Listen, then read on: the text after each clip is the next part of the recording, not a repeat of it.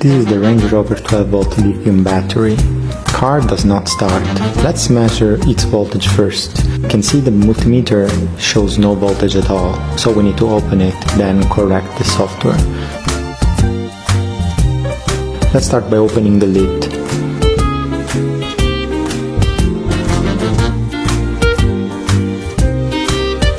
Now we open the other side as well. Both of the lids are now open. Now we can see that there are screws in these positions. Let's remove them. Now let's find a tool like this and pry it open.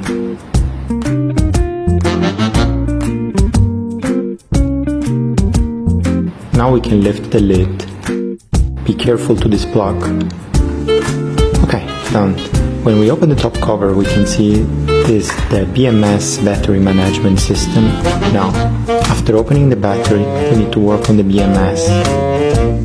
We will erase and write its data. So what happened with this battery? The owner left the car door open and the lights on, so the battery lost a lot of current quickly. The BMS noticed it and locked it down for safety. So let's connect to the BMS.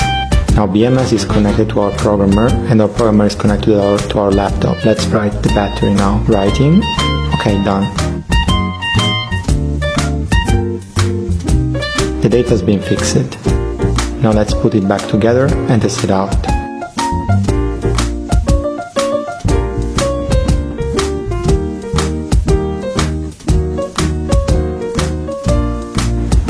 Let's use the multimeter again to measure the voltage. You can see 13 volts now, so voltage is within optimal range. We also use the light to test.